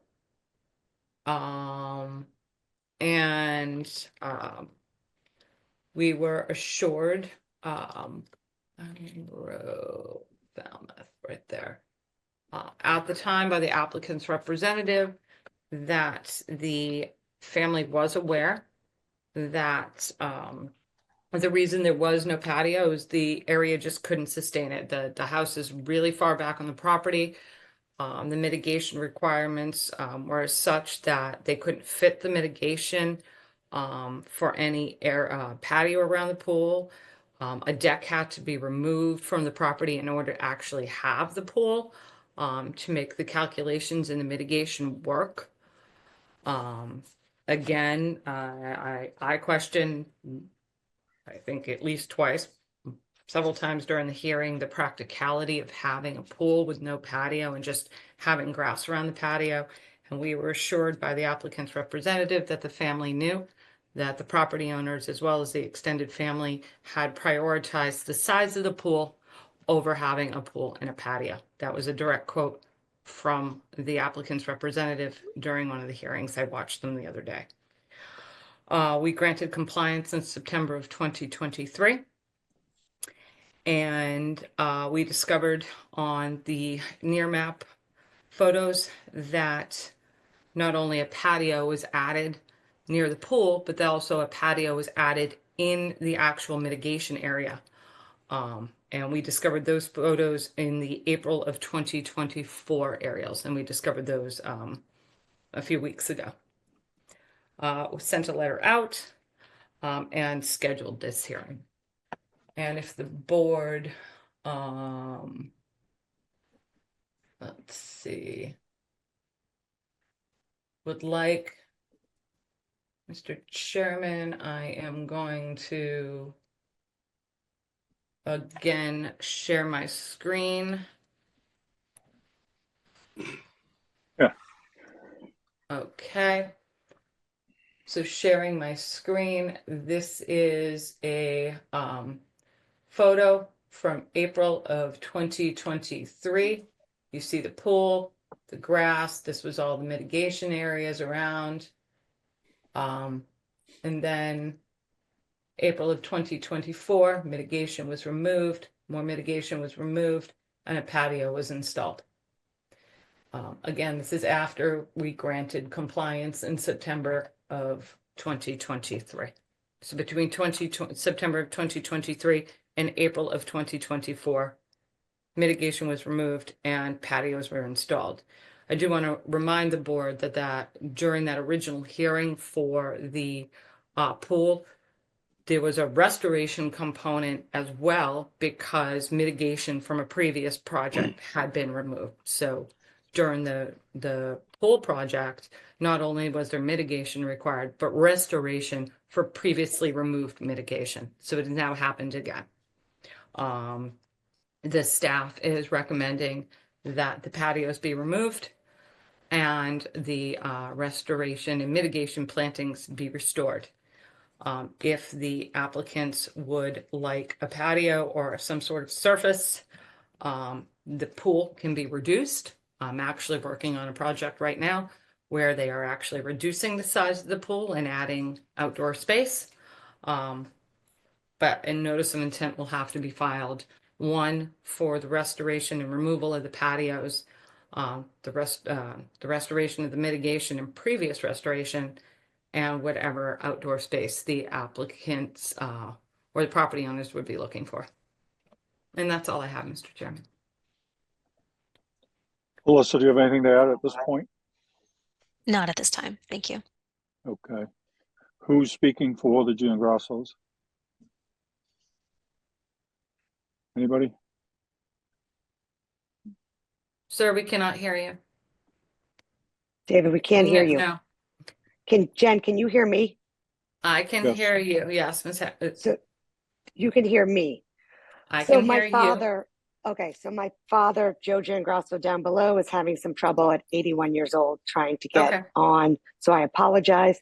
He sent me, just in case this happened, as you could all imagine, trying to work in different houses tonight with Zoom, his statement, and I guess I'm just going to read it, and then hopefully we can work as a team here to figure out the solution. This is what they wrote, and I am going to read it. Hi, my name is Joe Giangrosso. I'm the owner of 55 Little Island Road. My son David and my daughter Gabrielle are on as well. I apologize for placing the patios on my property. The grassy areas were unsafe. My wife slipped and fell on the grass. She injured her shoulder, which required surgery. Hopefully we could resolve this issue by my engineer work with the staff of the Conservation Commission to replace the existing patios with pervious materials that would be environmentally compatible and safe to prevent injury. Could What we about work the patio that was put into the mitigation and restoration area? again? We put that in because we were sitting outside and she slipped once by the pool, and I was afraid at 76 years old she was going to slip, or anyone slip. So we decided it would be safer to do it. I again apologize. We were worried about safety and I wasn't concerned at the time with that, and it's my fault. And what about the second patio, ma'am? The one that's actually in the mitigation area, that the mitigation that was Right. planted, then removed and a patio was put in? Not the patio near the pool, the second patio. Yes, Jen, I am aware that we put in two patios. I can see the pictures, and yes, we put them in because if you're going to sit outside and someone sits in a chair, you could slip. That is why I got concerned when we put the one in. I apologize, and we can work it out if I have to take it out. I'm aware from your letter, we'll have to figure something out. Okay, but just Jen, allow me. Just to be clear, Gabrielle, what she's talking about, you've addressed the one near the pool. That part, we're on the same page, let's say. Okay, thank you. The second one was removed mitigation plants to install a second patio. So there's kind of two issues here. I mean, right, same I issue, two agree. locations. Just so we're clear, that's all I'm trying to accomplish. Right. All right, Alyssa. If I can provide a little clarity, I think the question is, we understand the patio directly abutting the pool. That would make sense. You go from the pool to the patio. The other one was so disjointed and put, we would think maybe it would go somewhere and connect to the house more than just be sort of isolated in the backyard. Well, so that was just hold over on, there. hold on, one at a time, please, Alyssa. Yeah, so I think the question from Jen is that one being over there, not near the patio, just wondering the reasoning of why it was placed in that area where the plants were.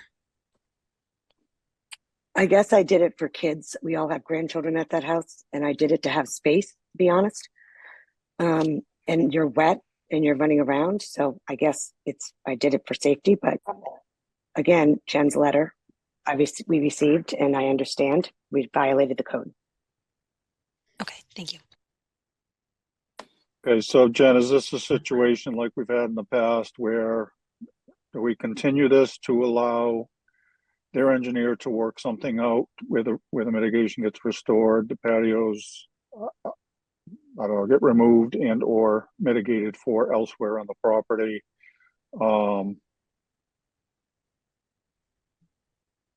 I would appreciate we look into that if possible, Jen.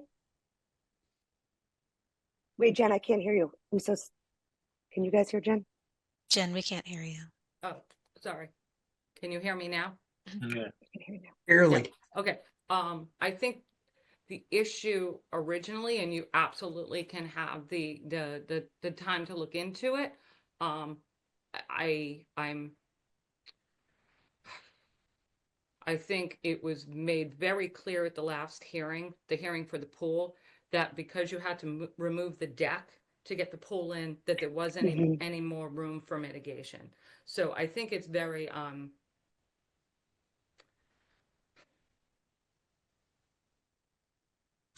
think it's actually frustrating for this board that we issued compliance in September and a patio went in before summer season. I doubt somebody was in the pool in October, and I doubt somebody was in the pool in March.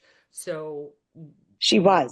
She had, I think we can give you the surgery date. She had shoulder I don't surgery. need your surgery. I don't even need your Okay. medical information. But I mean, it was again made aware again at the hearing that it was explained to both your parents and the extended family, which I am sure means all of you, that the patios would have, we're not going to be, we're not going to fit out there. So it's just, it's really unfortunate that you didn't reach out to the Conservation Commission to try to. I work this understand. out. I made a mistake. Of course, Jen. I totally understand that. I apologize. I should have done. And just didn't realize we had aerial photos. No, I knew you had aerial photos. I knew, but I unfortunately, we did it, and I apologize. And let's see if we can work as a team here to fix this situation. A team. Okay. That's all I have, Mr. Chairman. Sorry, I wasn't, I missed some. I'm sorry. This is David John Ross. I sent a letter to the commission. Jen, I know we spoke earlier on the phone, and so I'm sorry, I missed the conversation. It's okay. But yeah, I just had technical difficulties here. I had a couple calls earlier and it worked fine. But I'm not sure what was said exactly. I don't think anyone's challenging the fact that, the property is not in compliance. We were just hoping to maybe find a solution, and I understand maybe a new NOI would have to be filed to figure out a way to mitigate whatever's been done, and possibly explore other environmentally sensitive materials that might be a little safer for around the pool that might be acceptable to the Conservation Commission. I don't know where you want to go from here, Mr. Chairman. We can issue an enforcement order and require a notice of intent to be filed within a certain date certain. I mean, I think it's pretty cut and dry. A notice of intent is going to be required because we do need a substantial amount of plantings removed. Looking at the most recent area, it pretty much looks like all of the mitigation, not even just the areas of the patios, but everything else just looks like bare dirt right now. So we're going to need some sort of filing to restore that that mitigation.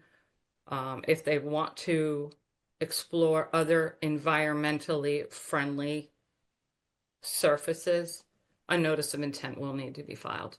But we could easily issue an enforcement order at this time with a date certain when that notice of intent needs to be filed. Okay.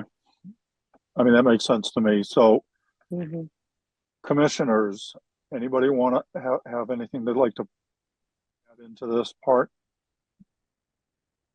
Courtney? I think the issue here was that there was a disconnect between you folks and your engineer. And when you started this project, you should have figured out your priorities. I agree that having an elderly person who's not sure of their footing should have been taken into account in your planning. And I speak from someone who's a good deal older than your mother, being 84. Okay? So, I think I'm unhappy about the way this went down, frankly. Because if I feel like somebody was misrepresenting intent in front of this board, and instead of coming up and being straightforward with us, with your guy originally, and saying this is what you wanted, and being willing to make sacrifices, because there's trade-offs, You didn't do it. You wanted to play games. All And right, that really makes me unhappy. Case closed. That's no more comments. thank you. Steve, you had your hand up? No, I was going to agree with you, Mr. Chairman. I think that's the right way to proceed without any exaggeration or enthusiasm for it. I think we just got to fix it. Let's move forward. So what kind of time frame would be practical? Because you guys are gonna have to engage an engineer and then do your research on other surfaces or whatever your options are for more mitigation or replacement of mitigation. So let's put a reasonable time frame on it. However, we do want something. This can't be open-ended. I mean, this has to be addressed. I mean, you're not going to plant anything in December, but Jen. Those patios should be removed immediately, Mr. Chairman. The certificate of compliance was issued in September of 2023, so the plan's not that old. I mean, the plan's done. We usually accept plans within if they're 3 years old, so it's definitely within the time frame. So a plan is done. It just needs to be updated to see, to have the patios removed and the mitigation and restoration restored again. This is just really frustrating. So I really don't think you should drag this out. I think it's not like they do probably need to go back out and survey the thing. I mean, I'm not inclined to give too much time on something like this. 60 days, and I mean, that's even being like really generous. Well, certainly in 60 days with a plan that isn't that old, that's achievable. I mean, that's absolutely, I would say 30 days actually. So I mean, this was done. I'm done. Sorry, I don't mean to interrupt. Just so we're clear. So in 60 days, we would have to file a new notice of intent, or it would have to be fully restored at that point. We're not going to restore in December. You're not going to restore. Well, that's kind of what I was thinking. We can't really do the plantings and stuff. So. Convenient. I think 60 days is reasonable generous, to get a plan Mr. Chairman. together. Okay, Mr. Chairman. That should give you plenty of time to engage the engineer, put a game plan together. You don't have to wait the 60 days if you get it done sooner. Let's get this moving because, quite frankly, you guys have a history of putting in mitigation, then taking it out. So that you have to understand the frustration from our end that, we every Wednesday night, we try to work with people to help people get what they want, protect the resources, yada, yada, yada. And then when something like this happens for, whatever reason, all good intentions, maybe, but you ripped out the mitigation. So that's kind of throwing sand in the face. So, we just want to move it forward. So I would say, you guys don't have to agree with me, but I would say if within 60 days, get a plan together, get the engineer engaged, and then get a notice filed. And then that puts us on a path moving forward. Jen? Mr. Chairman, I think you can, if we're going to issue an enforcement order with a time period, then those patios can be removed within 30 days and then a notice of intent filed within 60 days. That's good idea. There's no reason those patios cannot be removed immediately. And I'll make that as a motion. Bird second. Button. All right. Everybody understand what's happening right Yes. now? Yes. Okay. All right. So we have a motion and a second to issue an enforcement order with a 30-day deadline, if you will, to remove the patios and 60 days to engage an engineer and file a new notice for the correction, shall we say. Correct. All right.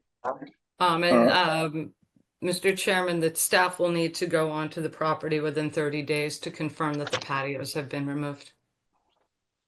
Do we set up an appointment with you all? How does that Yes, work? you'll Jen? just, once you get the patios removed, you can remove them tomorrow. You can, within that time period, I would, we're also gonna want the area stabilized, maybe with just some jute matting. It doesn't, you don't have to plant it, but they do sell a product that you can pin down and it will stop any erosion, one, into your pool and more importantly to us, into the wetland. And that can be done at any time once we issue that enforcement order, which will probably get out the door by the end of next week for you. So anytime you want to remove those patios, that's fine. We can conduct a site visit, confirm that, good faith you're moving forward, and then we'll give you the time period to file the notice of intent to, one, restore the areas that were supposed to be mitigation and everything like that, and then seek alternative methods to get a firmer footing for your parents. I understand. That sounds wonderful, Jen. Thank you. Yep. Right. Thank you. Courtney, something new? Yeah, and I would like to see, in addition to the jute matting, that they throw some winter rye in there. Grass, just simply because that'll further stabilize what's being torn out. Winter rye will go away in the spring, but it'll hold the soil along with the jute matting much better. Winter Okay, Courtney, rye. I can look into Rye, that, and if winter it's rye feasible. grass. It's an annual. Okay. I will look into that, Courtney. I'll check with somebody to see if it actually take this time of year. That's what Oh, it'll take Yeah. now. Yep. Oh, okay. Okay. Okay. Well, Lori it's cheap should know that. insurance. All right, so we have a motion, a second to issue the enforcement order as extensively discussed. We're voting. Betsy, Gladfelter, aye. Courtney, Bird eye. Matthews, aye. Kevin, O'Brien, I. Maury, Fellow Hawks eye. Ron, Driscoll, aye. Steve. Matt and I. It is unanimous. We have issued an enforcement order. Thank you guys for participating. I look forward to getting this move forward. Thank you. Thank you. Bye. Thank you. Have a great night. You too. All right. 1 second, Mr. Chairman. I'm gonna move the senior Jean Grasso out. He's still here. Okay. All right. We have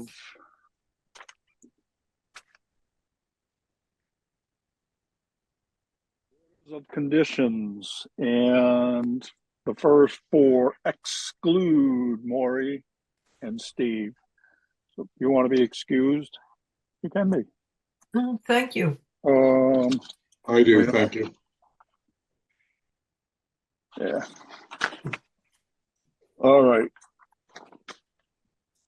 First up, Greg Clancy, Clancy Construction, 227 Clinton Avenue and 352 Scranton Avenue, Falmouth, Mass.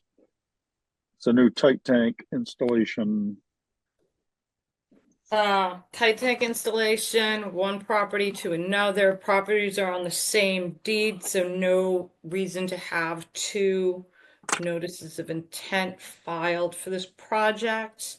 It's not often we see that. Usually we would have had two notices to record on two different deeds, but the deed took care of that for us. I think the only concern Warhomes from staff was their dewatering method, because they're going to be dewatering Falmouth Inner Harbor. But their engineer that presented, and I don't have the name. Kim Gravel. Yeah, gave me, If I said that right. explained exactly what I was looking to see, which were those well points. I definitely did not want to just see it pump into a bag and try to dewater Falmouth Inner Harbor that way. So they are doing the dewatering the correct way, which was good to see. I forget, what did they say it would take? Not 2 weeks. No, just a few days. yeah, a few days to do that. I mean, So it's a minimal amount of time in the whole scheme of things. it's actually going to be a really kind of interesting project to watch them do. So Yeah. if you're around, you know, stay I want to outside see the that limit size of of that work, plate. outside that limit of work, but you may want to peer in and see them do it. Seeing those wells heads in action is pretty impressive. So I'll just tell them that I know you and they'll let me in. okay. All right. That fell flat. All right. Anything anybody want to see in there? Only did we discuss them going back to the select board to get the license to open up that road because they're going to have to put that pipe in. Yes. Yeah. You discussed it, but you should put it in the Yeah. order also. Back to select board for license. Okay. A cumbersome process in town, but it works. That was it, Mr. Chairman. All right. What are you thinking? I'll make a motion to issue an order of conditions as discussed. Bird second. All right. We have a motion and a second to issue an order of conditions. Any other questions, comments, or input? We're voting. Betsy. Gladfelter, aye. Courtney. Bird eye. Matthews, aye. Kevin. O'Brien, aye. Ron. Driscoll, aye. All right, is unanimous with this quorum. We have issued an order of conditions. Next up, I need my cheat sheet. Scott A. and Agnieszka Dresser, trustees, 44 Walkway Landing Road, Falmouth, Mass. This was the invasive species removal on the bank. For the most part, the staff was supportive of the proposed project. I think the only concern we have was the regeneratively pruning of the cherries on the bank. Very familiar to another bank project we saw recently with people wanting to regeneratively prune cherries on the bank, and the board said no. But in this case, they do want to regeneratively prune them and manage them as shrubs. The staff was not supportive of that aspect of the plan. Yeah, and I think we made that pretty clear. Okay. So that's out. Anything else? I think that was all, Alyssa, correct? Well, you're right. I chatted with Fallon and watched the hearing. I think the only other thing was just including a requirement for monitoring reports. Yeah. But we tend to do that anyway. I'll make a motion to issue an order of conditions as discussed. Bird second. All right, and again, just for clarity, the quorum excludes Maury and Steve on this. All right. We have a motion and a second to issue an order of conditions. Last call, questions or comments or input. We're voting. Betsy. Gladfelter, aye. Courtney. Bird eye. Matthews, aye. Kevin. O'Brien, aye. Ron. Driscoll, aye. It is unanimous with this quorum. We have issued an order of conditions.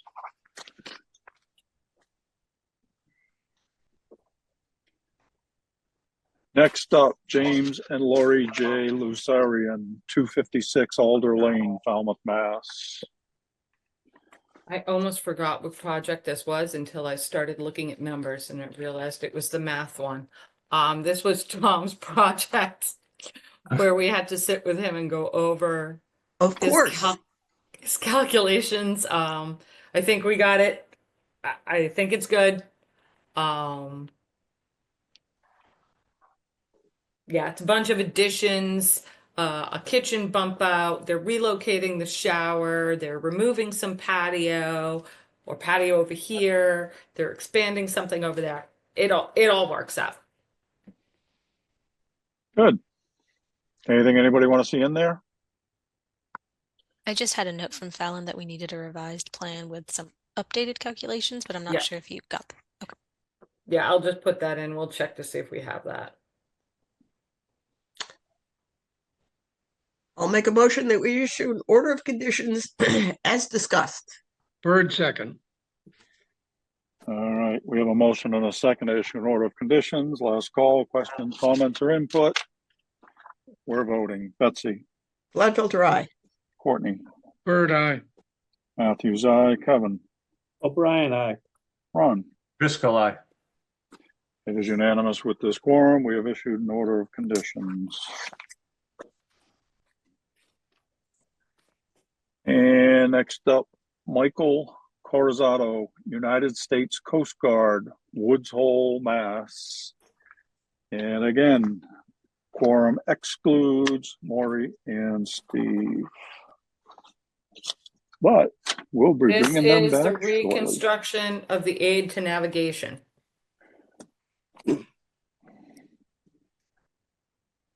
Kind of cut and dry, I'd say. Well, or kind of wet, you know. It is in the passage, so. Mostly wet, mostly underwater. Mostly wet. Yeah. All right, anything anybody want in there? All the normal stuff. Make a motion to issue an order of conditions as very extensively discussed. Bird second. All right, we have a motion and a second to issue an order of conditions. Last call, questions, comments, or input. We're voting. Betsy, Gladfelter, aye. Courtney, Bird eye. Matthews, aye. Kevin, O'Brien, aye. Ron. Driscoll, aye. Is unanimous with this quorum. We have issued an order of conditions. Last up, Brad Chase, Massachusetts Department of Marine Fisheries, Wings Pond, Falmouth, Mass. And the quorum on this one excludes Ron. Yay. And Yay, if Maury Ron. and Steve are still hanging out, they can come back if they want. This was the Division of Marine Fisheries project. They're removing a couple of fish weirs, adding some core fiber logs, just basically improving the fish habitat over there. I did walk the site originally with Brad Chase to determine exactly what needs to be done. There does need to be some excavation on some of the larger footings in there. And they're just beefing it up because right now the fish are just getting all in everywhere. There's a lot of erosion, there's a lot of cuts, and it's just a little treacherous for the little guys. So they're just going to try to repair that fish passage. It's all going to be done under the direction of the Division of Marine Fisheries. The only thing I'd add is the usual machines in wetlands. I mean, Brad probably already does that, but yeah.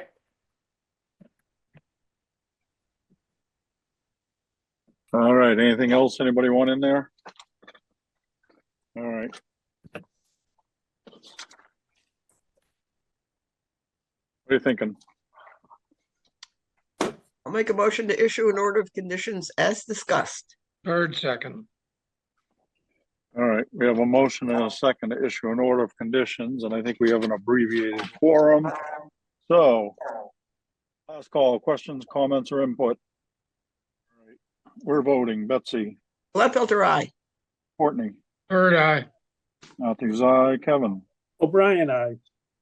I don't see Maury, I don't see Steve. So with a quorum of 4, we have issued an order of conditions.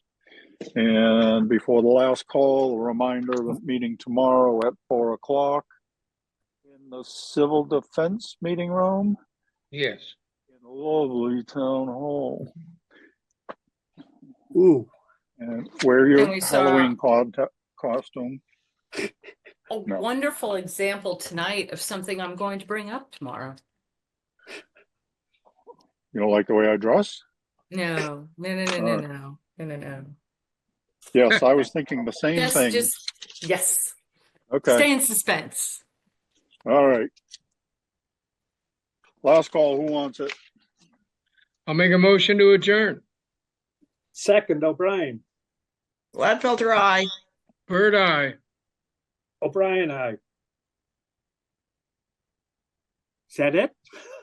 That's it. You guys are adjourned. All right. Driscoll It's didn't- unanimous with us. We're adjourned.